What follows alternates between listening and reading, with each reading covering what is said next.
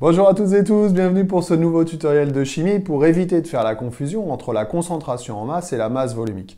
Alors pourquoi on peut faire cette confusion? Eh bien, je vous rappelle que la concentration en masse, l'expression littérale de la concentration en masse, la formule littérale, c'est la formule mathématique, c'est la masse sur le volume. Et que la définition de la masse volumique, la formule de la masse volumique, c'est aussi la masse sur le volume, avec des unités qui souvent se ressemblent, voire même sont identiques. La concentration en masse, c'est la plupart du temps en grammes par litre, parce que j'ai une masse en grammes et un volume en litres. Et la masse volumique, c'est parfois, souvent, en grammes par millilitre, ou bien en grammes par litre, ou bien encore en kilogrammes par litre, ou en kilogrammes par mètre cube. Il y a tout un tas d'unités possibles. Mais quand je regarde les deux formules, je me dis, c'est la même chose. Et souvent, les élèves me disent, mais monsieur, la formule, c'est la même chose. Donc la concentration en masse, c'est la même chose que la masse volumique. Eh bien non. Pourquoi? Eh bien parce que pour la concentration en masse, la masse, c'est la masse de soluté. J'ai pris ici un exemple d'un morceau de sucre que je vais dissoudre dans un café.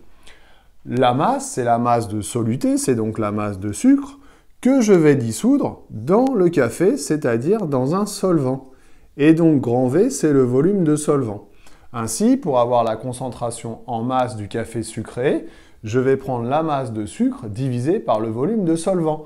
En haut et en bas, ce n'est pas la même espèce chimique. Le sucre en haut, le solvant en bas, donc le café. Si je regarde la masse volumique, c'est toujours la masse sur le volume, mais cette fois, c'est la masse d'une espèce chimique sur le volume de la même espèce chimique. Si je reprends mon exemple du morceau de sucre, pour trouver la masse volumique du sucre, je vais peser la masse de sucre et je vais mesurer par une formule mathématique ou bien par une petite expérience, je vais mesurer le volume de ce même morceau de sucre. Ainsi, pour avoir la masse volumique du sucre, je vais diviser la masse du sucre par le volume du sucre. Autrement dit, j'ai la même espèce chimique en haut et en bas.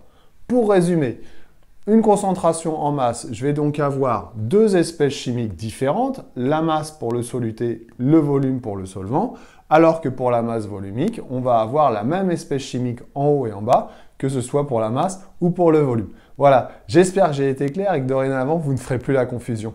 À bientôt pour d'autres tutos. Bye bye.